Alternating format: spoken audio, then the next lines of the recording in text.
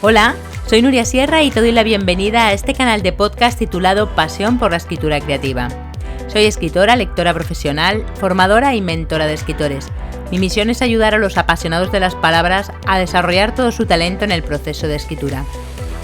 En este canal quiero compartir contigo toda mi experiencia acerca de técnica narrativa, trucos de escritura y motivación para escribir. Antes de ir al contenido de este nuevo episodio, me encantará que te suscribas al canal, ya sea en iVoox, Spotify, Google Podcast o Apple Podcast.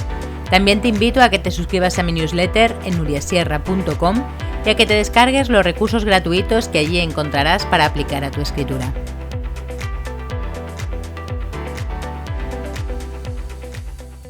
En este nuevo episodio de Pasión por la escritura creativa, quiero continuar con la serie de contenidos sobre técnica narrativa que estoy dedicando a las figuras retóricas, ¿no? A las figuras literarias.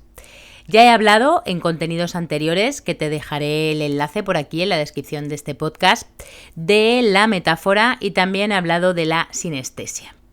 En este caso te quiero compartir uno de los recursos más utilizados en la poesía y por los autores clásicos. Se trata de la sinécdoque. ¡Wow! Me encanta el nombre, sinécdoque. Las sinécdoques están presentes de forma casi constante en la obra de Quevedo, de Góngora o de Garcilaso de la Vega. La palabra sinécdoque proviene del latín sinécdoque y a su vez proviene del griego y significa recibir juntamente. Consiste en la designación de una cosa con el nombre de otra. Opera de manera parecida a la metonimia, aunque la sinécdoque utiliza partes de un mismo objeto o idea para referirse a todo el conjunto. Es decir, puede referirse a un objeto por medio de una de sus partes. En cambio, una metonimia reemplaza algo que queremos describir por otra cosa con la que está asociada. Si bien una sinécdoque es un tipo de metonimia, pero la cosa asociada aquí es una parte integrante, es decir, una pieza de lo que se está describiendo. Por ponerte un ejemplo, para que se entienda toda esta, maraña teórica. En mover el esqueleto, en esta frase, utilizamos la palabra esqueleto para referirnos a todo el cuerpo. Es decir, el esqueleto, que es una parte al final del cuerpo, para designar a todo el conjunto.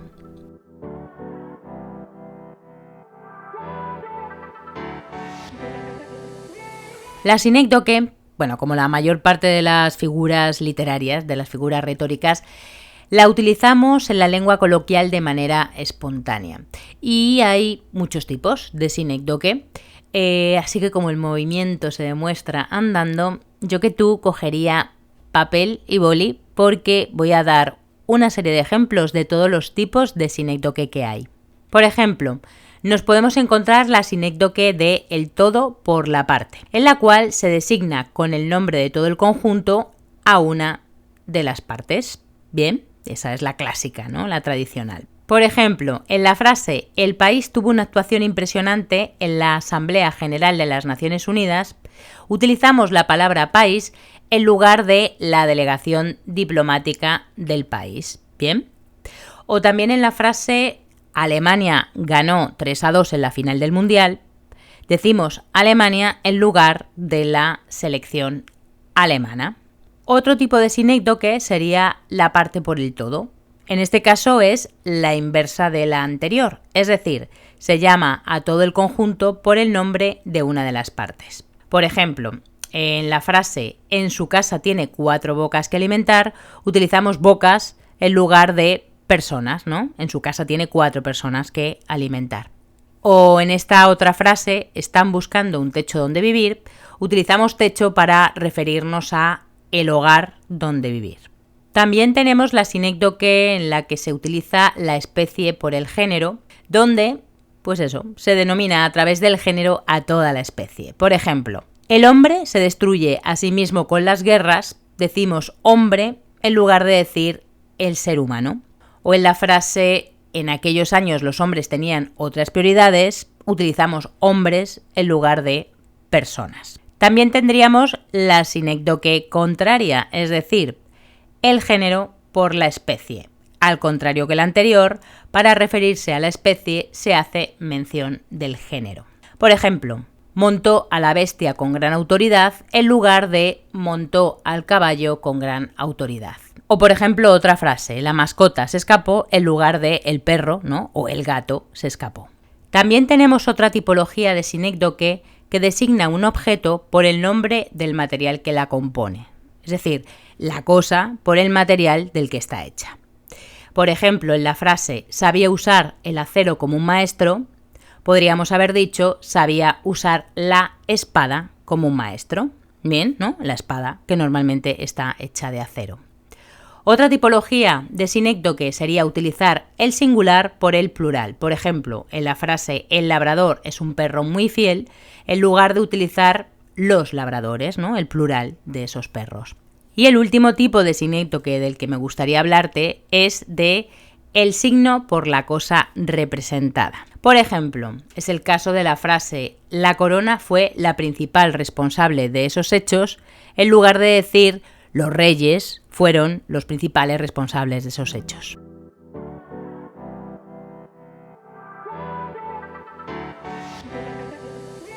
Como siempre digo, lo más importante de las figuras literarias es utilizarlas, que las uses, que las pongas en práctica en tu escritura, porque es la mejor manera de aprender y de sacarle todo el partido a las figuras retóricas. Así que te animo a poner en práctica en tu escritura la sinécdoque y hacer maravillas con ella.